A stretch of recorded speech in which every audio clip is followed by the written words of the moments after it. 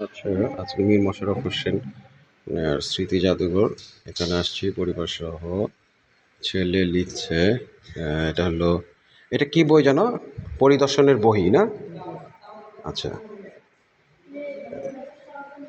ছেলে কি লিখছে? আচ্ছা, জায়গাটি খুব ভালো স্থান। আচ্ছা আচ্ছা আচ্ছা, আচ্ছা অনেক কিছু লিখছে, রাইট। আচ্ছা, তারিখটা দিয়ে দিও, ঠিক আছে? ভবিষ্যতে যদি আবার আসো তাহলে এটা দেখতে পাবো, এই তারিখ, এই তারিখটা। হ্যাঁ হ্যাঁ হ্যাঁ হ্যাঁ, এই হচ্ছে মীর মশাররফ হোসেনের স্মৃতি জাদুঘর, এখানে আমরা সবাই আসছি। আর এটা যদি আমি ছবিটা একটু ভালোভাবে কাছে নেই, দ্যাট মিনস হলো এই যে, আর এটা ওনার সব কিছু ব্যবহৃত জিনিস।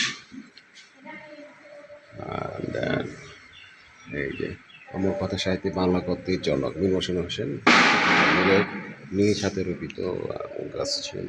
আচ্ছা, অতবার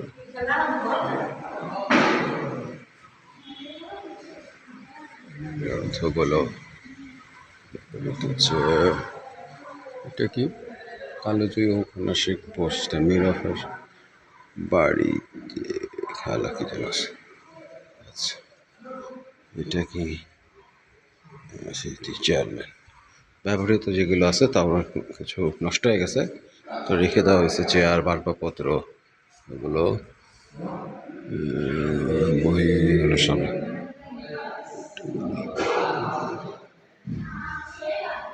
ব্যবহৃত আলমারি, বিধবা ব্যবহৃত আলমারি, চেয়ার, এগুলো সব এখানে আছে।